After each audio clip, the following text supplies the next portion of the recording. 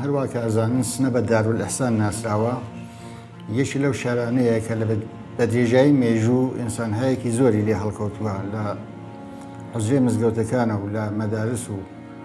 بەتایبەت لە حوزەی علومی دینی ئینسانهایەکی زۆر بلیمەت و شارەزایان لێ هەڵکەوتووە و توانیویانە خزمەتێکی زۆر بە فەرهەنگ و ئەدەب و کەلتوری کوردی بکەن. بەداخەوە ئەم شارە کۆنا هەلومەرجێکی زۆر بەسەردا هاتووە. یەکی لەو هەلومەرجانە ئەگەڕێتەوە بۆ دەورانی شەڕی داسەپاوی عێراق بەسەر ئێراندا.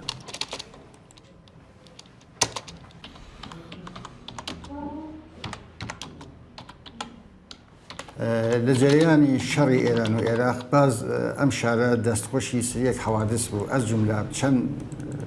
مەرحەلە بۆمبارانی شاری سنە. یەکی لەو بۆمبارانانە کە توانی بەڕاستی دڵی ئەم شارەی هەزاند و دڵی زۆر بەی کوردەکان لە تەواو دنیای تێک هەژاند بۆمبارانی 28 بەناو دەی شاری سنەیە.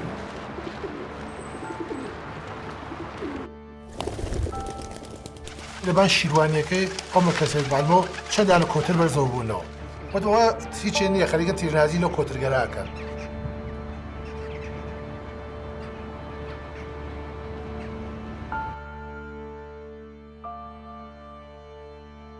بارها چوومەتە ناو ئاگرگەل سەخت ناو ئەو شیروانەوە چوون بکەم بە مەحاسرە ئاگر خواگیانەی خۆی ڕێگەی بووم پەیا کرد نەجاتم بوو ڕۆشناییگم پەیا کرد هاتمە دەرەوە. وجمع ما غيز سرحالة واللي بعدين تزيها لدلي لەناو حوشاتی شەنیا کوردان هاوکارەکان بێساین ئامادە باش بووین چوادەنە هەواپەیما ئالێرە و هات بەرەوبان شار پیرم حەمە و چوارباخ و ئەزراق و ناو ئاپارتمانیەکان ئەدەب و مەیان مادەر و کولەن ئەمانیە یەکسرە بۆ تەوە دووکەڵەمانە ئەو نەمانە زانی مردم قیژ و قاژ و هاوار و هەڵەسانە و گشتەیە قیژان زەخمی بوو شەهید بوون. سای بۆمەکە فرە شەدید بوو چۆن ئەوەڵ منتەقەی کە مەوردە بۆمباران قەراریگەر ساختمانە سەرایداریەکەی ئەو مرکزیت معلم شەید مدەڕەسە بوو کە تەک ماڵ ئێمە 15 متر فاصڵەی هەست. هەر ئەوەیە پێچون بچوو ماڵەوە بچکە لە باوشما بوو ئیترەوەمانە زایتە حەد نەمازان چۆن ماڵەکە ڕمیا تا خەڵکا دەرمیان. ساحەوی جەنازە بوو دوو ڕاستێرە ها دەبان جەنازەکەی شتا نێزانی ئایا کوڕیە باوکیە دایکیە. ل 28 دەی 1365 ئەم مەحەلە بومباران کردە. هاوکارێکم بوو هاتووەتی پێمەتی لەو بەرماڵەوە بۆ مێدایەتە زەویە. زۆربەی بردومانەکانیش کە کاتێک کە هاتن بردومانیانە کرد ئەیاندا لە مەراکز نظامی یا مەراکزێکە بیشتر هەدەفیان بوو، بەڵام بە پێچەوانەوە 28 بەفرامبار لە شوێنە نظامیەکانی نەدا ئەوەی کە دای لێ شوێنە کۆمەلگاکان بوو.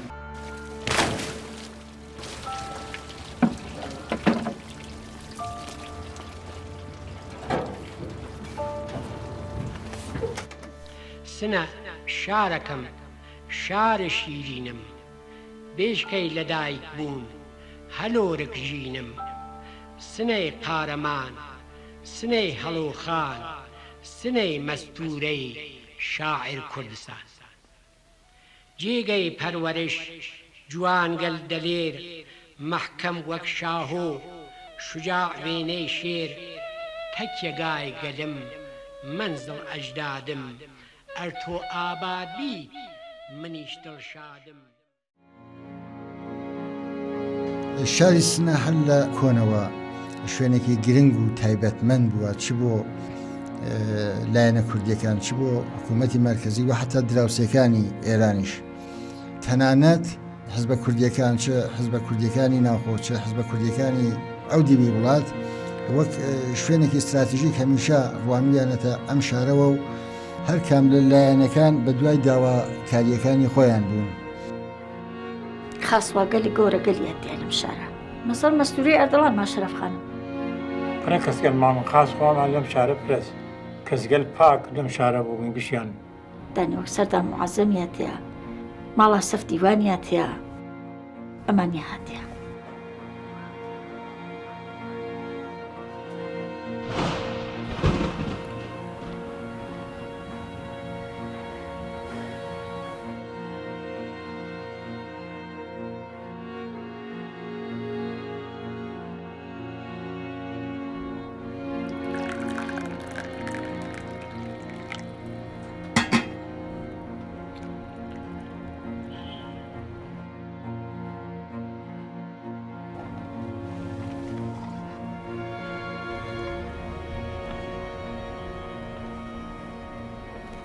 لا لا دەسەواش بێ نەسریان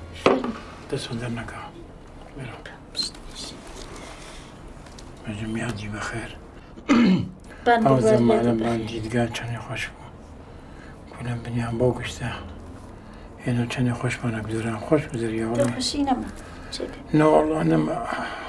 ئەم جمسیچە لەو زەمانە خەمەتی گرێ بەم شارێمە ئەم ماشینیچە ماشینیگە قەیمی ئەوڵی ماشینە چوو دەرەوە ئەو بوو بەخاترەوە بڕێدەدەرەوە پێشرەوە وێمەش پێشتۆنەکان بە شۆنیا چوون 30 ساڵ باو لیباسە خەمەتم کردگە لە خەمەت مردما بووگەم خادم مردم بووگەم حەزم کردگە هەمیشە ئەچم بۆ ئاگری بۆ هەر کوێنێک زەرەر هەم کەمەوە کەمەوە هەم خەمەتکەم بە مردم ڕەحنەسەمەوەی نەڵیگ ماگە هیچ چێ نەماگە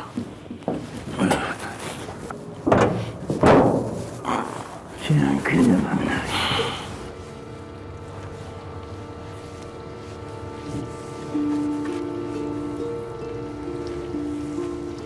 ئەم ماشینە لە 1940 واتکە هەر شتێک وای حادثێ ناو شارە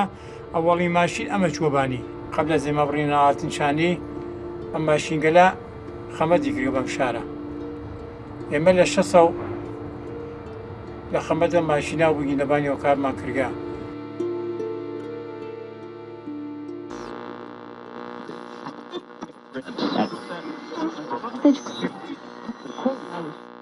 شەو وەک هەمیشە لە بەیانیەکە ئەرتەشی عێراق ڕایگەیان کە ئێمە سبەینێ شاری سنا بردومانەکەین لەسەر کارە بوو هاتەوە خاس دوچەسەوە عادزیوتی وەڵان ناخەفنێشی مرۆ وەڵا سەدامسەری مرۆ شار بێچارەکە کڕپێرمانەکەوتم ناها شەریفیان کورە بڕۆ برا وا لە سەدامسەن گەورەترە داوەت زەماوەند بووین چون بۆ خشلاق ماڵ قەومێکمان لێنە زەماوەن و ئەو وەختە وەویەکە نەهاروشتەمان خواردە دوایەوە چوونە شوون وەوی لە گۆشەنە هاتینەوە توجه علامتی که همکنون میشنوید اعلام خطر یا وضعیت قرمز است و معنی و مفهوم آن این است که حمله هوایی انجام خواهد شد محل کار یەکی لەو خاڵانە کە لەو بۆمبارانەیە بەڕاستی جێگەی باسە ئەوەیە کە لەو ڕۆژەیە پارتی دموکراتی کوردستانی عێراق لە سنەیە کۆنگرەیەکی بەڕێوە برد لە یەکێ لە هۆڵەکانی هلال ئەحمەر لە چەم قەساوخانە کە سەقفەکەی شیروانیە بۆیە ئەم هەواڵە بەڕاست یا بە درۆ گەشت بۆی گوێی بەعسیەکان و بۆ ئەوە کە تۆڵە بسێنەوە یا ئەو شوێنە بردومانکەن ئەغڵب شوێنگەلێکیان بردومان کرد کە سەقفەکانی شیروانی بوو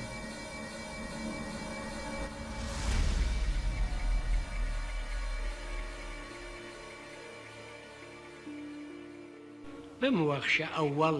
سڵامم نەکرد ئاویەر خەفەت لە بیرم یەو برد جائیسە سڵام ئاویەر گەورە ڕەفێقە قەدیم نەهین ئەم دەورە وەختێ گوزەشتت تێرمە و بیرم بە حاڵ زارت تێر ئەگیرم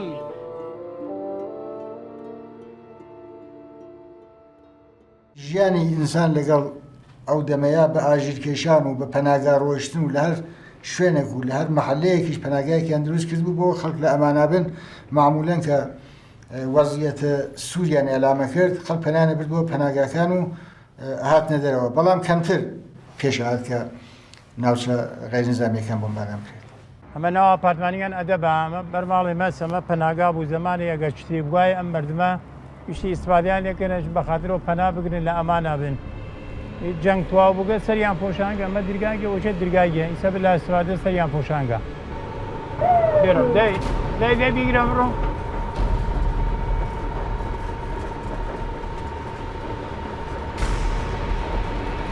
ئەمە ڕوبەڕووی حەلال ڕەحمەنە داقیقەن ئەمە مەسیرە ڕوبەڕوویە نەسا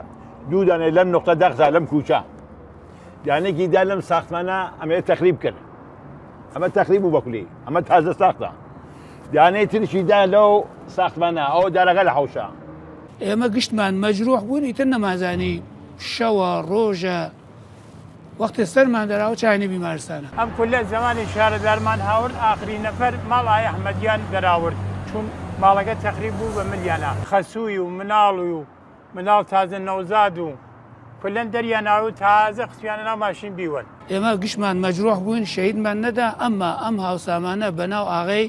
عەتای ئەحمەدی خۆی و خانەوادەگەی کە 5 نەفەر بوون شەهید بوون و لە بێنج.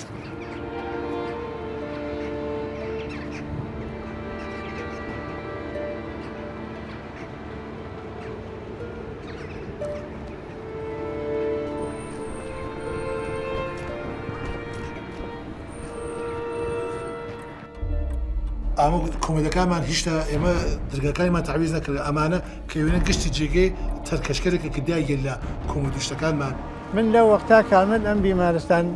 تەوحیدە بووم ئەیسە بادنشست بووم ئامادە باشیاندا بە دکتۆر و بە بێهیارەوە بە ڕستدارەوە بە خەدەمە و گشتی هاتووە لە بیمارستانە بوو. ئێمەیتر هاتین بوو ناو ڕادیۆلۆژی ئەو شەوە تا نزیک سعات 2 شەو ئێمە لە خەریک مەریض بوون. خۆی لە دایکمەوەنەوە وتم باوکم وتم با بڕی سەرێ بەرەوە ماڵە بین ماڵە خەلیفە جەلال. وڵا سوالە منان نەخۆی کرد وتی بێتفاقە مامۆژنت هەتکیان بە یەکەوە هاتنە دەرەوە بە پای خۆیان چوون. ئەوە سەردخانە بووەوە لەو حەنا ئەم محەوەتەی یەکسەرەتی جەنازە بوو کەفتووە ملیەکە جەنازەکان. دیمان خەوەرێک نییە و نهاتەوە هەوا بووە ئێسڵا تاریکی کرد نهاتەوە ئیتر من وتم باوکم وتم سەرکە من ئەڕەم بۆ بیمارستانەکان. ئەوانە بیمارستانە تەوحید بوو. چۆن بیمارستان تەوحید تووە و بەخشەکان حتا ناو تاق ئەمەڵ گشتی گەڕیان. ئەم ڕاڕەوە گشتی ئێوە ئەوێنە لەسەردا هەتێ ئەو خوارە گشتی پڕ بوو لە زەخمی و دەستقەتکریا و پاقەتکریا و سەرزەخمی و گشتی. ئیتر گەڕیان نەمان دۆزیەوە سەحبە بەخوا ئاغەم تەکدانی هەوەسامانە هەسان چوون بوو مسکتێک و لەبان تە پیرم حەمەوە چوونە ئەو مسکتە جنازەی دایکمیان لێنە دۆزیەوە. لێنە زۆر بەرەو تەکەگەی بۆ کێشە لێنە زۆر بەرەو بڕۆ بۆ ئەملا زۆر بەرەو زۆر بەرەو زۆر بەرەو بیگرە بۆی بیگرەبووی زۆر بەرەو. ئەمە خیابان ژادامیلیە پسەری چەم فەرمانداریە و مخابراتە زمانی ڕاکتەگەیدالی چوون بە خاترەوە بنزینی تیا بووەمانە گشتی ئاگری گردوو ئێمەی سەری ئەنگەینە مەحال دوودانە جەنازە ماو باقیە زەخمەکانیان بردوو.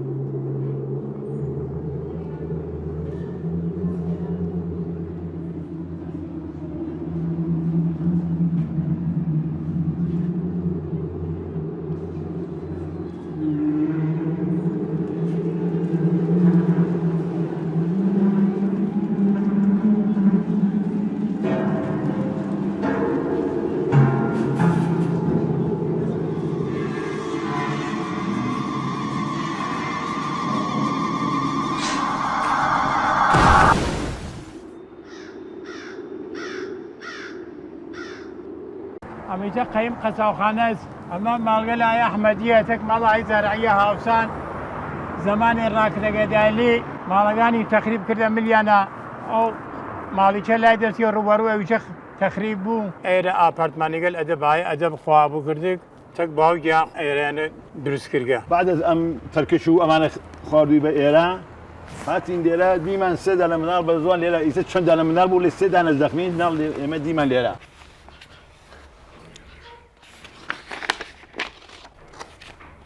ئەوە ئەفشین ئەوە مژدە باوکی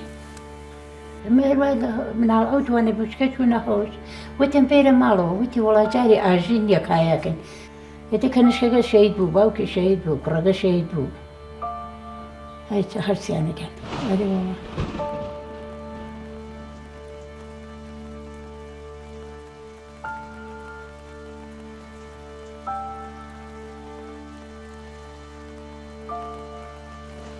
كل وسانە کوردستان بە شار و دێهاتیەوە لە ماوەی 8 ساڵەی شەڕی ئێران و عێراقا 935 شەهیدی داوەکە 220 شەهیدی بە تایبەتی نەوڕۆژەیە 28 دەی هەروەها سەرجەم 662 دانە برینداری وە لە ماوەی هێرشەکانی سەدام بۆ سەر شار و گوندەکانی کوردستان کە 123 کەسی لەو ڕۆژەیە بریندار کراون کەواتە ئەتوانین بڵێن هێرشی قورسی سەربازی بۆ مەبەستی غێرە سەربازی. مەخلوقەکە گشتی نیمە کوژراوە نیمە زیین بوو هێدراوە ڕۆژە فرسە فرا ئەسم نوان لەبیرە.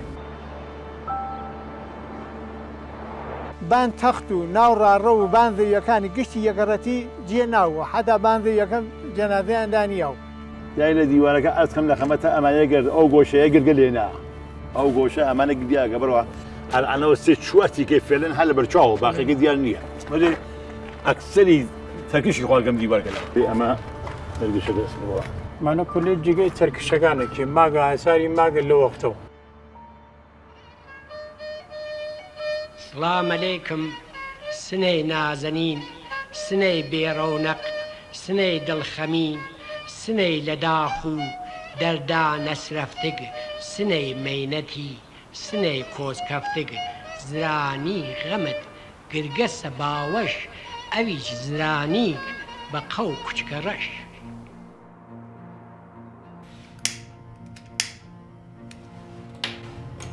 بە بۆنەی کارەساتی دڵتەزێنی بردومانی 28 بەفرامباری شاری سنا بابەتی جۆراوجۆری زۆرمان لەو ساڵانەیە لە چاپەمەنیەکانی کوردستاندا بڵاو کردوێتەوە تازەترینی بابەتێکە کە لە ئەمساڵ بە ناو تەغیرە قزا نەتەوان کرد ینی چارەنووس تەغیر نادرێت لە حوتەنامەی ڕۆژان بڵاو بووەوە کە بەسەرهاتی بنەماڵەی کاکشکڕڵا و خێزان و سێدانە منداڵەکەیەتی ئاشکڕڵا مناڵەکانی بردبووە خیابان سیروس انتهای خیابان سیروس یا ئەنقلاب لەمەڵ خەزورەی داینابوو کە بردومانەکە بوو بەداخەوە یەکێ لە بۆمبەکان دابووی لەو شوێنەکە نزیک ماڵ خەزورەی ئاشکڕڵا بوو ئەمە خەبات و شنۆر و چیمەن و ئەوش خانممە بە تو لە سێنی ئەوش خەسوومە هەنج دانم شەوی بە منی وتی فڵانی من بەیانی ئەچم بۆ مەعموریەت نیمە ناو شارە بۆیە مناڵەکانم حەز ناکەم ناو پادگان بم بۆیە بردی لەوێ دایانی ناو خۆی